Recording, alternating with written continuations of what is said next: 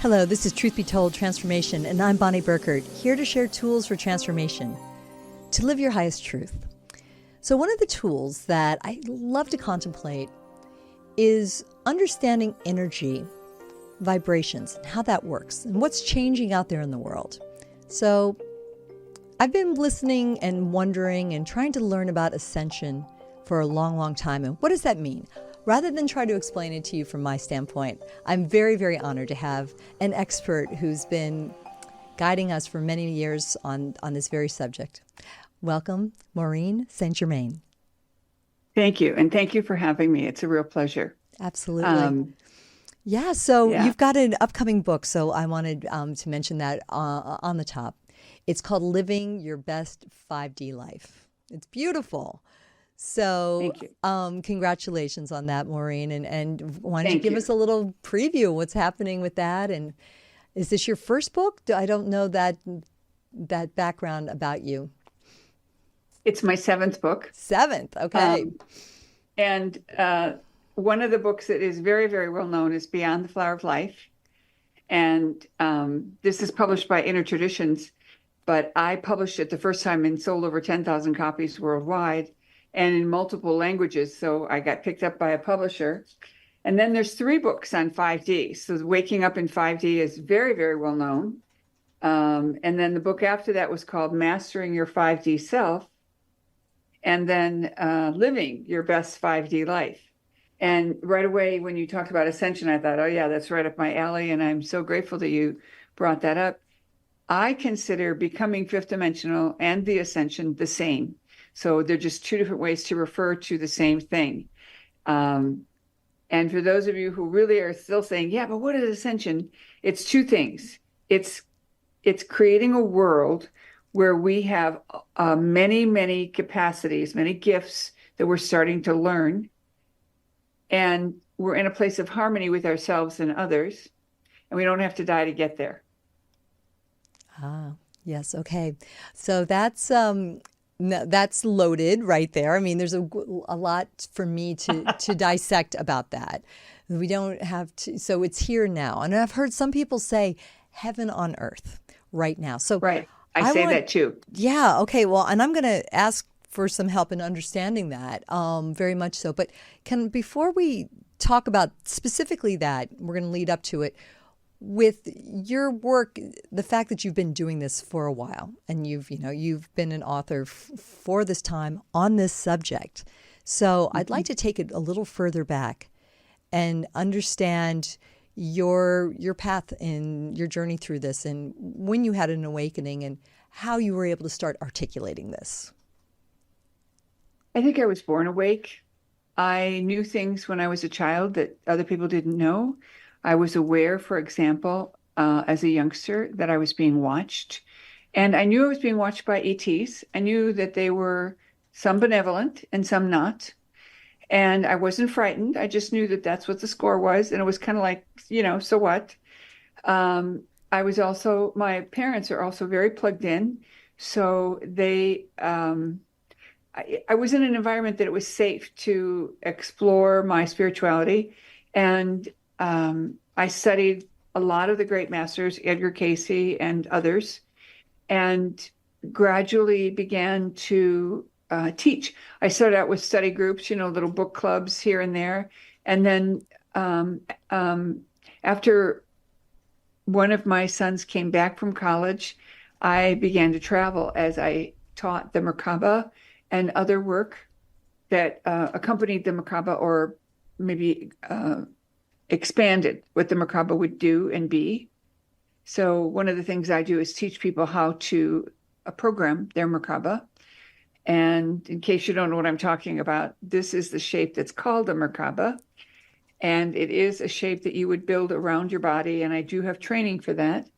So it's a very powerful tool because it helps us become fifth dimensional. I just want to jump in really quick. Earned it. For people that aren't seeing this on YouTube and here listening to the podcast, the Merkaba is 2 pyramid, basically, the structure of a pyramid that are tetrahedron. Yeah, there you go. Thank you. Thank you, geometry class that I obviously don't remember, the tetrahedron. Two tetrahedrons that do look like a pyramid. They've got four sides, but one of them is the base. So you think of it as a three-sided pyramid, but the base is the fourth side. And then it's equally nested with another pyramid that's facing the other direction. So you have 2 points, and it looks like a star. It looks like the Star of David if it were two-dimensional, but three-dimensionally it's two tetrahedrons that are nested.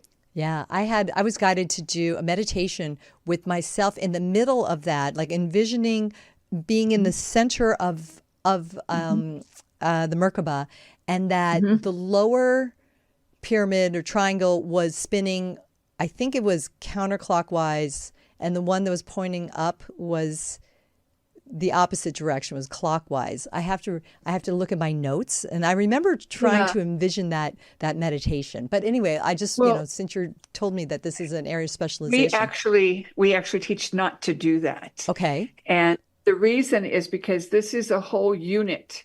It's one unit, even though you can separate them into, two tetrahedrons.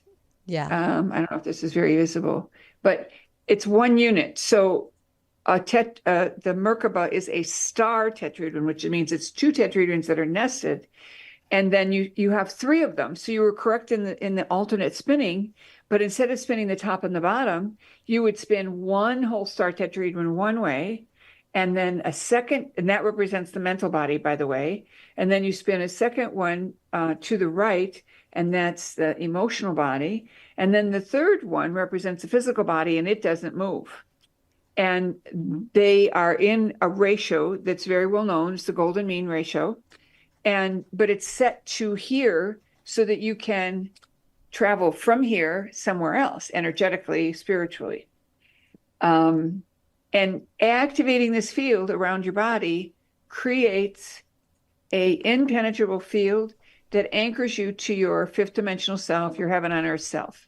So it's pretty powerful, and it becomes the basis for so much other work that we do. And the Merkaba isn't the only way to be fifth dimensional, but it is one way we know that's pretty safe, pretty easy, and pretty valuable to learn. So that's why we teach it. Excellent. Sacred geometry, right? Mm-hmm. Yeah. Yeah. So what is it doing to us? So working with sacred geometry, with that form, with the form of the Merkaba, how would you explain what it's doing to us? What it does is levels us up to our more evolved version of ourselves. So today you can have a higher self that you plug into and bring it into your physical body and use that to help you make decisions or choices. But when you have an activated Merkaba, you automatically know and understand the reality in a much richer way. So it's a little bit like, when the internet first came out, everybody had dial-up, and then they went to a certain level of direct lines, and now people have Wi-Fi. Yeah. But imagine if you could have a 5G connection or a 12G connection, you'd be able to access faster, and you'd be able to access more. You'd be able to download more. And so the whole idea is the Merkaba elevates our capacity as human beings. And we're becoming that human being anyway. It's a little bit like saying everybody's going to become fifth dimensional, whether they're ready or not. So by activating your Merkaba, you are at the front of the curve, and then you're helping others behind you, because your vibration makes it easier for other people to level up. So, as you listen to this and you think, oh yeah, I want to do that, even that intention is going to make it easier for you to become a Merkaba meditator than if you hadn't made that intention. Excellent. Thank you. And I know that you were telling us your path. You were giving us a little information about the trajectory, and then I asked you, more specifics on the Merkaba, and you said that you work with people specifically to learn that, if that's a meditation you want to do. And I know that you, Yes. yeah. So if you want to tell us a little bit more about your work with people and how you got into that, I mean, have you always been a guide for people, a wise teacher, or did you start off in kind of with a day job somewhere? And, what part of the country were you in? Were you in the US and just, we'd love to know where this wisdom is the wellspring of this wisdom. So I grew up on a farm. And like I said, both my parents were plugged in, so they knew things and they understood this work. When I went off to college, I continued to pray and meditate and, practice my devotions. And then I got married and had a family. I have 4 sons, all grown. And then I was in the corporate world as my youngest was, starting school and stuff. And I worked in the corporate world for, I don't know, 15 or more years and continued to build my knowing and understanding with practices and study groups. And then I got trained to teach the Macaba, as I started to explain. And then I told Spirit I was willing to travel to teach this work. And so what ended up happening is I was invited all over the world. I have personally taught the Macaba and other teachings, the Akashic Records and other work all over the world in 24 different countries. And I would average, there's 52 weekends in a year, and I think I was on the road 45 to 46 of them. So I would travel to a different city every single week. And then at one point I began teaching in China, and I taught there for 3 weeks at a time. And then I'd come home for 2 months and then 3 weeks at a time like that. And that went on for 7 years. And so I lost count. And I also, in that cycle of time, took people to took people to Egypt and Machu Picchu. We went to Tibet, we went to Peru, and I have a big connection in Egypt. So I started going to Egypt in 2002, and I've been there so many times that I quit counting at 15. So I have a strong connection with Egypt. And although I don't have a trip to Egypt this year at this time, but we're talking about the possibility of doing another Egypt trip. And I'd also like to do another Tibet trip. So there's lots of things on the horizon, and I just haven't quite, put that together. And then one other thing I want to talk about, and that is the app. I have a phone app of guided meditations, and it's called Illuminate. And it is a wonderful collection of over 30 of the guided meditations that I've written. I don't know if you can see it, but it's got a purple box. No, Cool. it's not coming through color-wise. Anyway, those of you who are listening, it's a purple box with a gold arrow that's got a curl to it. It's actually the phi ratio. And the app is free, and there's 7 free guided meditations. And then if you want to subscribe, you can and get access to the rest of them. And we're always adding new meditations to it. So it's always something there for you. And also the protocol to connect with your higher self is in there, and that's also free. And that's extraordinarily powerful. I have used my higher self to know what to do next. And as a matter of fact, I'm in the middle of a course that I'm teaching with another teacher, and we were talking about the higher self connection.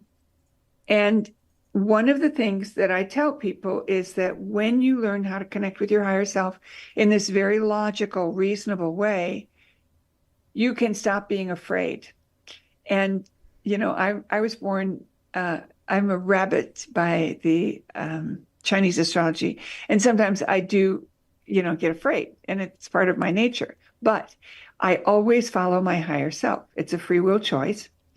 And what I discovered, and we were in the records today, and the question was, what are my fears?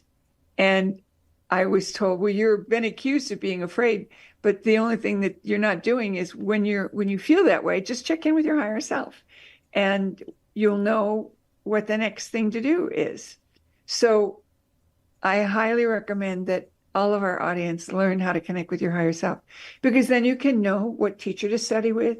You can know what body of knowledge to learn. You can know whether Bonnie's got a good podcast this week, all of these cool things. Yeah. And what's amazing is sometimes you'll be told, just go to the internet and scroll, and then you'll be attracted to something, but that's because you've listened to your higher self. I have so many wonderful stories about the higher self and following it and the phenomenal outcomes. I can relate to that very, very well. And I think that there's maybe different terms that people would use for it. I mean, would you say that the intuition and higher self are the same thing? I think maybe. No, Okay, good. You I want to would tell us a little not. this distinction between the two? The reason, yeah, the Okay. reason I'm so, what is the word? That A was a quick, stickler. yeah, that was a quick no. So it's just like definitely Yeah. hard no. Well, I apologize for interrupting you. No, please. It's okay. So the reason that your intuition and your higher self are not the same is because your higher self is you. Your higher self is an aspect of you that's already plugged in to higher knowledge and higher wisdom. And what you're doing is you're getting your higher self wisdom and bringing it into your 3D self, or maybe your 5D self, and using that knowledge in ways that you wouldn't have been able to any other way. And it's important to understand that, because everybody is learning to bring their higher self in. Now, the intuition could be your angels or your guides or your grandma that's watching out for you. And it could also just be you reading your own aura and your own field around you. But the higher self is more detailed, more accurate, more current. So I asked one time, what was the difference between your intuition and your higher self? And my guide showed me a time when people watched TV on a network show, and then they would get interrupted for a weather update. There's going to be hail, or there's going to be a tornado coming, or something like that. And they said, your higher self information is always situation normal update. So it's like everything's the same, but then you get an update. So that's why you want to have your higher self connection, because you could be comfortably, doing something in your home and the car's parked out in the driveway and you haven't pulled it into the garage yet. And then you get this message, go get your car in the garage now. And you do. And something wild happens in your driveway, or the rain starts, or the hail starts. But it's so incredible, because once you do the 6 weeks of practice, and that practice period is very, very important, asking unimportant, insignificant questions for 45 days, what happens after that is that your connection is solid, and you can know for sure it's your higher self. Then when you get an idea, okay, add more salt to this recipe, you can say, is this my higher self telling me to do this? And if you get a yes, then you know for sure. And pretty soon that higher self voice is distinct and unique. A lot of people get good higher self information, but they think it's their own ego. They think it's their own personality. And so some people would think that their intuition is their higher self. But there is a very important distinction that each of us can make by insisting that it's only our higher self that's giving us information, because our higher self cannot lie to us, and our higher self is always right. That's strong. Okay. That makes a lot of sense. I like that. And I feel like that's a nuance in my life that I'd really like to improve upon. I mean, this is inspiring. All the different Cool. different tool. Again, I use the word tools for transformation, but you have many, Maureen. This is really beautiful. Yep. I got a whole toolbox. Let's take it back to the book a little bit, please, and tell me what's different. What's happening over time. It's funny. I think that I actually have that book, Waking Up in 5D. I think that that's on my shelf at home. Now that let me see it. Could be. Yeah, I have. That was a fun. Christmas present from Teresa. Hi, Teresa. Yes, and I love that. Do you talk about dragons in that? I do. Can we talk about Yeah. dragons? I love dragons. I'm fascinated with dragons. What did you say about dragons in this book? In that book? Well, the dragons are back. They used to be in this reality interacting with humans, and they were chased out Why? Because dragons are about clarity. They're about making our path straight when there's curves. And so what happened is the dragons were so good at helping people see the truth that when, I'll call it the powers that be, who knows what that means, that the powers that be wanted to uh, change the reality that we understood, and they wanted to control how we saw the experience that we were in. So the dragons became extinct because they were being chased out and they were being slaughtered. And they went to a higher dimension. Dragons are elemental beings that have free will. So they're different than your cat or your cow or your dog or your horse. And those animals are following their nature. And they can have personalities. They can have souls move in and communicate with you in lots of ways. But the dragons are able to interact with you at a higher level. So you can call on the dragons when you're stuck in traffic. You can call on the dragons if you're writing a book and you're stuck. You can call on the dragons to help you find the right publisher. And the dragons give you clarity. So let's say you're facing a situation that you really need to know, gosh, is this person telling me the truth or not? So you could call upon your dragons and ask them to help you know for sure what is the truth of this particular matter. In addition, you can call in your dragons through a meditation. That's one of the meditations on the app. And you can learn your dragon's name. If you learn your dragon's name, you don't share it with anybody because it is the equivalent of you becoming their human. So then they dedicated themselves to you and they're going to help you. And that also, then they'll inspire you to call upon them when you can or when you need to. And I have so many wonderful stories in the book. And the dragons are just,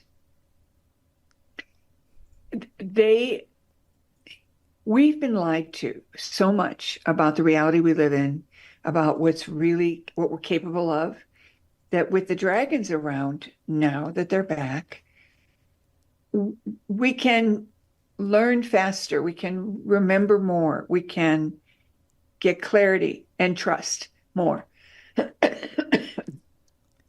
That's wonderful to hear that they are back, and definitely wish to connect with them.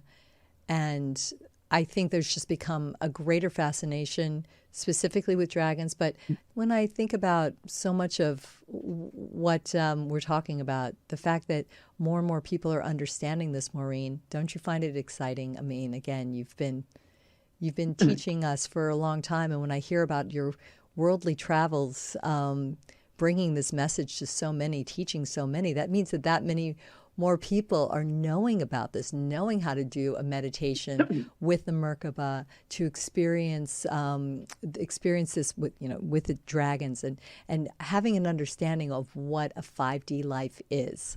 I mean, that was very, very esoteric, probably even as recent as 10 years ago. How exciting is it that I've got a show that I can talk about this, that you're, again, audiences all over that want to see you and learn. I mean, it's incredibly rewarding. Thank you.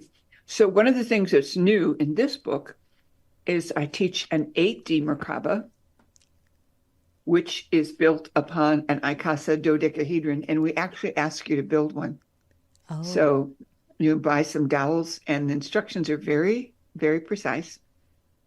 Each one of the crosses in this are in phi, meaning the ratio of 1.618, or the relationship between the little finger and the base of the palm. That's your little finger is 1, and then the palm, top of the palm to the bottom is in 1.618. And every bone in the body is like this. It's an expansion of this relationship. It's also known as the golden mean. Yeah. So many of you have heard of the term the golden mean. And the golden mean is simply this magical ratio that shows up everywhere. And it's so important and so powerful that I have taken to calling it source code. Okay. It's even in our DNA. Yeah. That's pretty incredible. I'm hanging on to your every word here. I'm like, I want to know this. I want to know. Like, it's the kind of thing that if I had to write an essay about it, it would be beyond my grasp, but maybe I could get some multiple choice questions right on this. I mean, it is fascinating. And this is science here. Popularized in, remember the Da Vinci Code? Remember that book? Mhm. They started talking Mhm. about that. It got I think that probably provided some pretty mainstream understanding, certainly awareness, maybe not understanding, but Mhm. awareness of this. Yes, in the Da Vinci Code, they called a particular relationship eros gamos. And it had to do with the relationship between a man and a woman, and that by creating this balance, and it's not equal, it's unequal, but it's important because it works in both directions. By creating this union, it could produce a heart opening and mind connection to make it easy to access your divine self. Beautiful. And it's funny, but you know, I have always had this affinity for numbers and geometry. And I think I could have taken geometry class in high school and passed every test without even, I didn't study, I didn't need to, but there was this quality of just that it was like mother's milk for me. It was just super special. And when you begin to realize that everything in the universe is based on grids and relationships, Mm. we begin to comprehend that if we know this and we know this about ourselves, we can use this knowing to co-create the reality we want. And more importantly, we are in a place of huge transition because I believe we're all source, but source as a entity or an identity of God. Source has concluded that we're done with this particular game. We're done hurting each other. We're done fighting wars. And one of the masters that I channel said this very succinctly. He said the game of 3D is over. And then he said the game will end when there are no more players. So the more we engage in our 3D behavior, it's not fair. I don't like what she said to me. This sucks, whatever, those kinds of judgments, the more we engage in that, then we get stuck in this 3D world. Whereas if we're in 5D, we're going to look at situations and say, you know what? It doesn't matter. Didn't hurt my feelings. It's too bad they feel that way, but I'm fine. And the final thing that he said, Sana Kumara said, was if the game ends when there are no more players, will you be the first to leave or the last? Right. Inspiration. I'm Yeah, out. absolutely. I love what you're saying. It's really true. And I always ask the question of my guests, like, how do you think we're doing?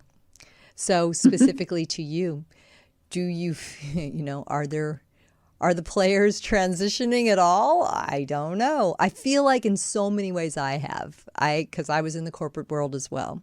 And I think about the hours and hours I used to just be so worried about the politics of the job. What did that mean in that email? And, things like that. Crazy, crazy things in my brain that I worried about, these people that I can't even remember the names of people that were so concerning to me at one time. And Right. really how liberating it is to just become free of that and just know that it's not real or it's not me, it's them. There's different ways of interpreting it, and I think liberating oneself from the hamster wheel that is, I don't know, modern living, the 3D world, very, very base, fear-based living. I love your word, liberating. It's so clear that we have a choice. Yeah. We have a choice. And when we recognize that we have that choice, you know, if you worked in the corporate world like there's this big money thing. I've got a family, I've got college to pay for, all these things that keep us tied to that hamster wheel, as you described it. And to suddenly say, you know what, I'm going to take a chance. I don't know how it's going to work out, but I'm going to do it. And for those of you who are listening, that's exactly what I did. But I also said, I'm ready to walk away from this hamster wheel. And that's all I said. I didn't take any outside action. But 3 weeks later, I got fired. So it was pretty clear that my statement, I'm ready to step into this full time, was my telling the universe, okay, hit me. Brilliant. Hit me. Yes. And that was a very fearful experience in the moment, for a moment. Yes. And then, you get over it. And so I think the biggest thing about fear is that it does hold us back. And when we start to look at fear and we ask ourselves, well, wait a minute, what is fear for? And fear is to keep us from making the same mistake twice. And if we recognize that, we don't have to look at everybody else's mistakes and say, I might make that one. Instead, we can say, okay, I choose to follow my guidance. I choose to follow my higher self. My higher self is telling me I need to quit this job, but I'm afraid to. So I'll just sign up and say, okay, I'm ready, and see what happens. So let the universe take care of you. And interestingly enough, when I first left the corporate world, I chose to always tell the truth. So those of you who've ever collected unemployment, when you get let go, you have to report even if you have an Amway business or anything. And I was already teaching at this level. So I reported my work that I was doing that was part-time, but I also reported my previous hours. And I was working so many hours as a lobbyist that were documented legally that the guy who evaluated me looked at this and said, I'm not even going to count your part-time job because you're already working so many hours in the other job. I know you couldn't be putting that much time into it. So they didn't even count the income that I had been getting. So I got full unemployment, and suddenly my workshop's filled. What a so blessing. I was okay. I completely replaced my corporate money. And when I took that leap, I wasn't sure that was going to work out. Yeah. So yeah, I love that. I love that. And it's in alignment. I think it's just when you start living your truth. I mean, that's really, the program is Truth Be Told. And to me, that is the truth, is when you start to really have the courage to live in a place of doing what you love. And I mean, I understand I'm a practical person, I got to pay the rent and things like that. But I think living by spirit, which is another term I would say. You've got a more sophisticated way of describing it, by living in the fifth dimension, by living in 5D. So I'd like to hear a little bit more what's in the new book, please, because I want my best life for sure.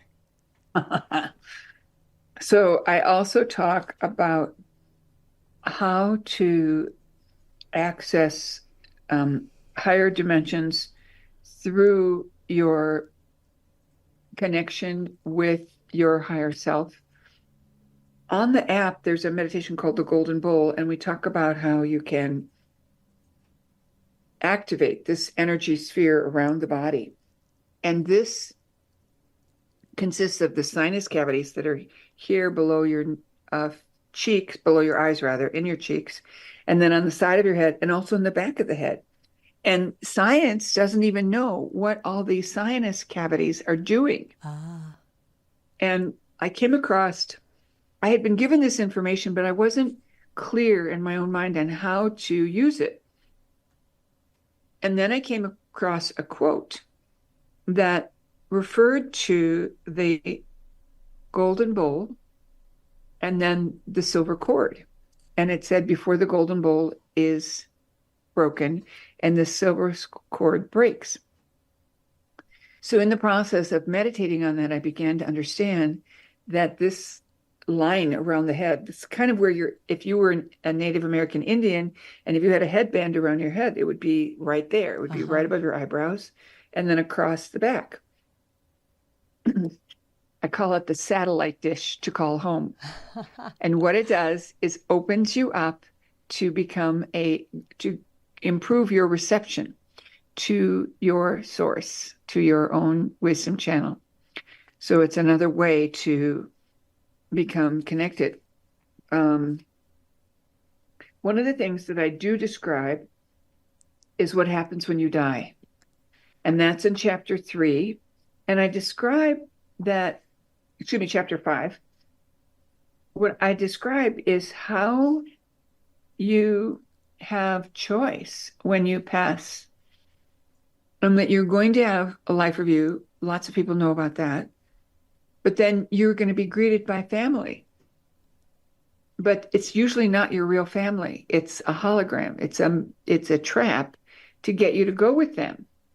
And if you say, no, I'm going to stay and wait to go with God, I'm interested in going with God, you'll go through a tunnel, a dark tunnel that makes you scared or afraid, because it's literally like the portal you see on some of the Star Trek or Star Wars movies, yeah, where they walk through a tunnel to get to another location. right. And so it's like that. There's its darkness, and then you connect back with source. And it doesn't mean you're going to lose your identity, but you don't have to reincarnate. You do not have to come back to Earth if you don't want to.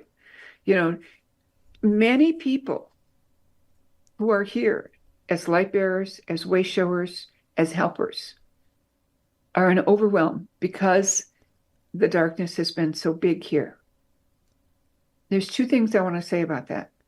The first one is, if you're so overwhelmed that you want to exit, you're probably not doing your job, and you need to find a way to step into that responsibility. Even if you start a study group at a local bookstore, even if you just take a class to learn more, but you need to move forward in your unresolved energy about this is not a good place to be. And then the second thing is, the rest of us, all of us really, that are connected to this kind of information are here to help. We're here to help each other. We're here to help whoever wants our help. And it doesn't mean we're supposed to proselytize or go door to door or anything like that.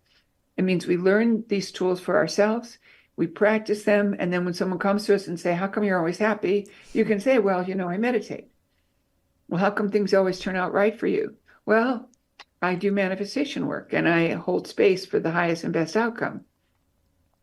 We had a funny incident yesterday. I was flying home from an event and I had gotten bumped up to first class, which was very nice. And the woman in the seat behind me, when we were told that the plane needed something to fix and we all had to disembark, she said, oh, one more thing. That always, and she starts going into this little rant about how, bad things always happen when she travels. So I turn around with a smile and I said, don't say that. You're going to jinx us all. And then another lady chimed in and said, yeah, think positive thoughts. And it was a very friendly, sweet exchange. And the woman who was speaking, laughed and said, yeah, I shouldn't be saying these things. And then when we were finally home in our destination city, I turned to her and I said, now tell me when you're traveling next, because I'm not flying with you again. And of course she cracked up, and it was meant as a tease, but it will also help her remember, choose what you want. Don't ruminate about what you don't want. That is such a beautiful story, and I like that you spoke with her with lightness. But how beautiful that a fellow passenger was also sort of chiming in. And I mean, we all isn't had a it good encouraging, laugh. Maureen? The people are out there that we're talking to each other. There's so much of this. I think people understanding, taking the higher path, and I guess talking to you and hearing a story like that and knowing the beautiful work that you're doing and that it's getting through to just to thousands of people doing what you do, it just gives me incredible encouragement that we are up leveling. And I don't know, maybe I'm starting to understand that heaven on earth term a little bit better after this conversation. Well, I'd like to go into that. What you asked me earlier, about how are we doing? And the heaven on earth thing is really, really important because I was told to ask for a day of heaven on earth for me and for everyone I'm in contact with and everyone I am in contract with. And it all started with this crazy, another airline story.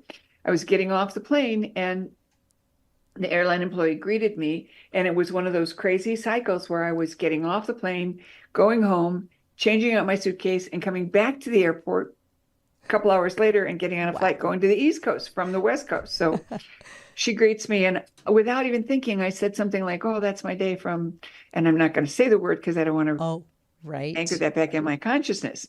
Yep. And she looked at me kind of funny, and I realized what came out of my mouth, and I was so embarrassed. I said, "Well, I'm having a day of heaven on earth, and that's because I'm flying with United." So I come home, and there's 2 inches of water on the basement floor. There's a pipe that has sprung a leak in the middle of the walls, and we have to find it. And I used my higher self to find out where to cut into the walls, which worked out perfectly. Wow. The plumber came when he said he would. He only charged me $100. My neighbor came and helped me with putting fans in the wall. Everything worked out perfectly. So now I'm on, including the airline saying, "We'll let you change to the later flight." And then I get a call on my way home from the bank. I've made a deposit. That's how long ago this was. Nowadays, we just count the money. We don't have to make a trip to the bank. Anyway, I walk in the door and my phone is ringing, my landline phone. And I pick it up and it's United Airlines saying, "The flight that you were going to take is running an hour late. And so also is the one after that. So if you take this flight that you're booked on," because I was now booked on the second one, "you are going to miss your connections to the East Coast. Is there any way you can get on the earlier flight, which is now leaving 1 hour later than the original schedule?" And as I was driving home, I was getting the message, you only needed 1 more hour and you would have been able to make that flight. So of course I said yes. My suitcase is in the car. I'm now sitting on the airplane on the earlier flight, which is, like an hour later. And I'm sitting there just contemplating, oh my goodness, all these things just went boom, boom, boom, boom, boom. How did all that happen? Yeah. And my guides came in and said, "You asked for a day of heaven on earth." And I thought, oh my goodness, I'm going to do that the next time I have a chock-a-block day. Well, the third time I had a day that was really full, it occurred to me I could ask for it every day. And so can you. Okay. I will. Thank you. So now the day I of like heaven that. on earth is like right here, right anchored in. I appreciate that permission because I think that maybe there's sort of a modesty or, oh, it's good enough. But Maureen, right, or self-effacement. Yeah. You're letting us know, no, just to shine on, to be your brightest. Ask for it. I'm asking for a day of heaven on earth for me and everyone I come in contact with and Amen. everyone I'm in contract with. Now, the contact with, that's you and I talking. That's, the person I buy my lunch from. But the contract one, that's cool because that means maybe I don't talk to my webmaster. Maybe I don't talk to the person who services my car, but I'm making the call for them. They're going to have a great day as well. Good. And it's so amazing. So amazing because everyone around you gets leveled up right with you. Like you're the tide and you've raised all the boats in the harbor. It's fantastic. I like that. I like that analogy very, very much. Maureen, there's so much to unpack here. Thank you. I really appreciate your time. I know you're in Sedona. Is that correct? Is yes, that home base? I am so happy. Amongst all your travels? I was in Fort Lauderdale yesterday, but I'm in Sedona today. I appreciate you taking your time because you're doing so much. And I know that I tried to connect with you around the Conscious Life Expo. Will you be doing that in 2025? Yes, I will. I will be there so we can connect there if, Oh my again, if you gosh, that want. would be if I don't see you in Sedona before. No, this has been amazing. Best wishes for your book, Living Your Best Thank 5D you. Life. You've given us some great a real true feeling of what that can be like. And I feel like you are just such a beautiful example of that. It's a true pleasure speaking with you. Thank you. Thank you again. Thank you for having me. And thank you to all of you who are listening. Until the next time, everybody, I'm Bonnie Burkert for Truth Be Told Transformation. Don't forget to listen to Tony Sweet Fridays at 3 p.m. live. That people gather to talk to him in the chat room and ask him very hard questions. Give him a hard time. No, nothing. Give him lots of love. That's what we're doing for Tony Sweet.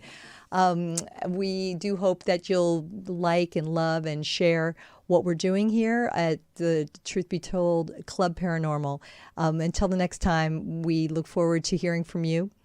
Once again, I wish you lots of love and shine on.